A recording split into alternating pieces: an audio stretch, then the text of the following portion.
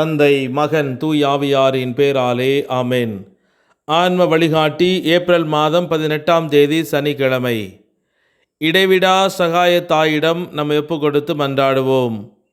மிகவும் பரிசுத்த மரியே, மாசில்லா கன்னிகையே, எங்கள் இடைவிடா சகாயமும் அடைக்கலமும் நம்பிக்கையுமாக இருப்பவள் நீரே. இன்று நாங்கள் அனைவரும் உம்மிடம் வருகிறோம். நீர் எங்களுக்கு அடைந்தருளிய வரங்களுக்காக இறைவனுக்கு நன்றி செலுத்துகிறோம். இடைவிடா சகாய தாயே, உம்மை நேசிக்கிறோம்.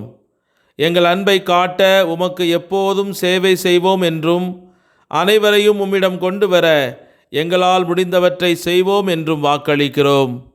இடைவிடா சகாய தாயே, இறைவனிடம் சக்தி வாய்ந்தவளே, எங்களுக்கு இந்த வரங்களை பெற்றுத்தாரும். சோதனைகளை வெல்லும் பலத்தையும், இயேசு கிறிஸ்துவிடம் தூய்மையான அன்பையும் நல்ல மரணத்தையும் அடைந்து தாரும். உம்மோடும் உமது திருக்குமாரனோடும் என்றென்றும் வாழ அருள் புரியும். இடைவிடா சகாய தாயே, எங்களுக்காக வேண்டிக் கொள்ளும். ஆமேன். யோவான் நற்செய்தி 6ஆம் அதிகாரம் 20 முதல் 21 முடிய உள்ள இறை வார்த்தைகள். இயேசு அவர்களிடம், நான் தான், அஞ்சாதீர்கள் என்றார். அவர்கள் அவரை படகில் ஏற்றுக்கொள்ள விரும்பினார்கள். ஆனால் படகு உடனே அவர்கள் சேர வேண்டிய இடம் போய் சேர்ந்து விட்டது. இது கிறிஸ்து வழங்கும் வாழ்வு தரும் நற்செய்தி. கிறிஸ்துவே உமக்கு புகழ்.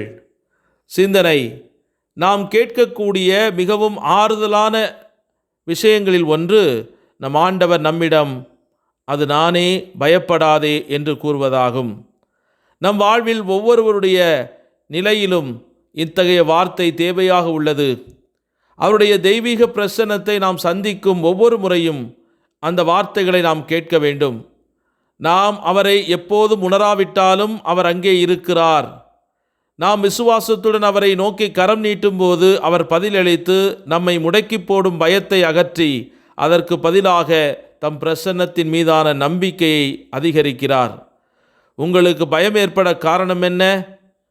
குறுகிய பாறை விளிம்பில் மலையேறும்போது செங்குத்தான பாறையிலிருந்து கீழே விழுந்து விடுவோமோ என்ற பயம் போன்ற சில வகையான பயங்கள் நல்லவை என்றாலும், நாம் ஒவ்வொரு நாளும் போராடும் மற்ற வகையான பயங்கள் நல்லதல்ல. மற்றவர்கள் நம்மை பற்றி என்ன நினைப்பார்கள் என்ற பயம், தோல்வி பயம், அல்லது தவறாக நடத்தப்படுவோமோ என்ற பயம், என்ன நடக்குமோ என்ற பயம், பிள்ளைகள் வாழ்வை குறித்தும் பல்வேறு இதயத்தில் இருக்கிற எண்ணங்களை வைத்தும் நாம் பயந்து நம்மையே அழித்து கொள்ளுகிறோம்.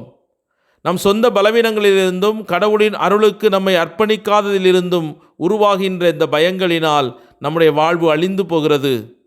இன்றைய நற்செய்தியில் புயலின் போது இரவில் சீடர்களின் படகில் அவர்களை நோக்கி தண்ணீரின் மீது நடந்து வந்த இயேசுவின் அற்புத செயல் ஆரோக்கியமற்ற பயத்தை பற்றிய ஒரு பாடத்தை நமக்கு கற்பிக்கிறது. பயம் என்பது இறுதியில் தாழ்மையின்மையிலிருந்து உருவாகிறது. அது பெருமையின் கனியாகும். அது கடவுளை சார்ந்திராமல் தன்னைத்தானே அதிகமாக சார்ந்திருப்பதால் தோன்றக்கூடியதாகும். பெருமை கட்டுப்பாட்டை நாடுகிறது மற்றும் பலவீனத்தை எதிர்க்கிறது. ஆனால் தாழ்மையோ கடவுளையும் அவருடைய பராமரிப்பையும் சார்ந்திருப்பதை ஏற்றுக்கொள்கிறது. ஒருவரின் சொந்த திறன்கள் அல்லது தீர்ப்புகளின் மீதான இந்த தவறான நம்பிக்கை தனிப்பட்ட சக்தியை மீறிய நிச்சயமற்ற தன்மைகளையோ அல்லது சவால்களையோ எதிர்கொள்ளும் போது பயத்திற்கு வழிவகுக்கிறது. செவிப்பதற்கு கடினமான தாழ்மையின் மன்றாட்டில் இது ஆழமாக முன்வைக்கப்படுகிறது.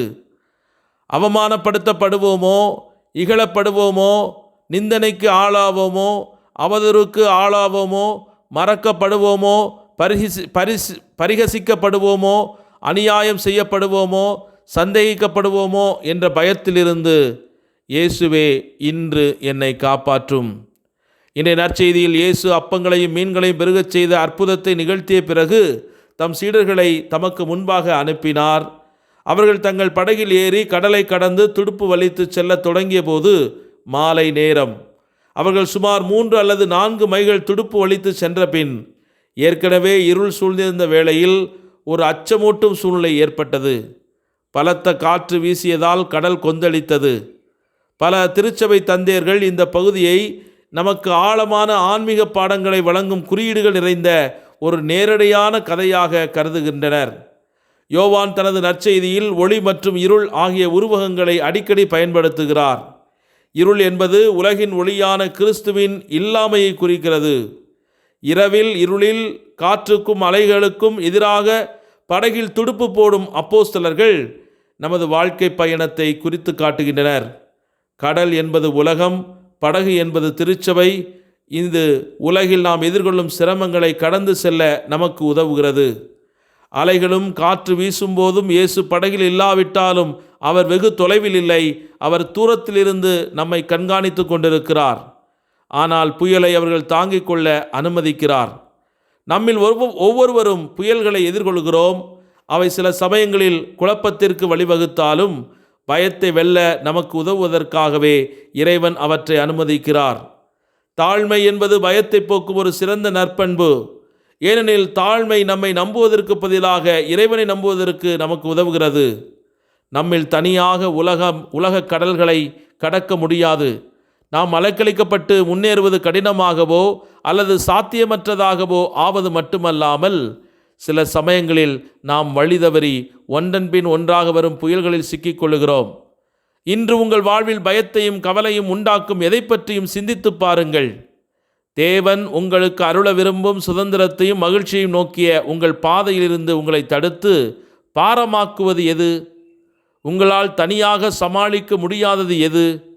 அது எதுவாக இருந்தாலும் அதை உங்களால் தனியாக சமாளிக்க இயலாது என்பதால் உங்களுக்கு அவர் தேவை என்பதை உங்களுக்கும் தேவனுக்கும் தாழ்மையுடன் ஒப்புக்கொள்ளுங்கள். அவ்வாறு செய்யும்போது அவருடைய அருளின் மென்மையான தூண்டுதல்களுக்கு செவிகொடுங்கள். அது நானே, பயப்படாதே என்று அவர் உங்களிடம் சொல்வதை கேளுங்கள். அவர் உங்கள் வாழ்வில் பிரவேசித்து அலைகளை அமைதிப்படுத்தி உங்களுக்கு அவர் விரும்பும் இலக்கை நோக்கி உங்களை பாதுகாப்பாக வழிநடத்த அனுமதியுங்கள். நம் ஆண்டவர் மீது நீங்கள் வைக்கும் தாழ்மையான நம்பிக்கை நீங்கள் இருக்கும் எந்த இருளையும் கடந்து செல்ல உங்களுக்கு உதவி புரியும். செபிப்போமாக. எங்கள் மத்தியில் உயிரோடு வாழ்ந்து கொண்டிருக்கும் எங்கள் அன்பு தந்தையே, உம்மை ஆராதித்து மகிழ்ந்து துதித்து நன்றி செலுத்துகிறோம். நீர் எங்கள் மீது கொண்ட அன்பால் விண்ணகத்தின் மகிமையை விட்டுவிட்டு எங்களோடு வாசம் செய்தீர்.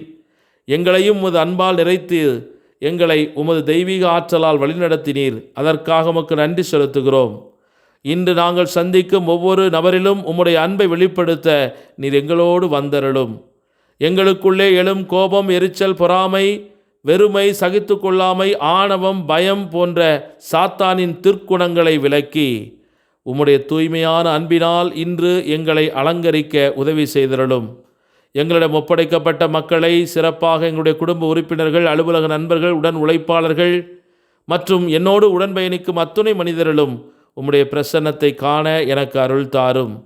ஆண்டவரே, அஞ்சாதே, நான் தான் என்று உமது சீடர்களுக்கு அறிவுறுத்தி பயத்தின் ஆவிலிருந்து விடுவித்த அன்பு தேவனே, இன்று கடன் தொல்லையினாலும் குடிகார கணவர்களாலும் போதை பழக்க வழக்கத்திற்கு அடிமையாயிருக்கிற தன் பிள்ளைகளை குறித்தும் தனது குழந்தைகளுக்கான எதிர்காலத்தை குறித்தும் வயது முதிர்ந்த நிலையில் தனிமைப்படுத்தப்பட்ட நிலையில் வாழ்க்கை என்ன ஆகுமோ என்று சிந்தித்து கொண்டிருக்கிற ஒவ்வொரு மனிதரிலும் இருக்கின்ற பயத்தை அகற்றி, நானே உன் தேவன், நான் உன்னோடு இருக்கிறேன், அஞ்சாதே, கலங்காதே, திகையாதே, உன் கடவுளாகி ஆண்டவர் நீ செல்லும் இடமெல்லாம் நான் உன்னோடு வருவேன் என்ற வார்த்தைகளால் அவர்களை பலப்படுத்தி இன்றைய நாளிலே அவர்கள் தைரியத்தோடு முன் செல்ல அவர்களுக்கு அருள் தாரும்.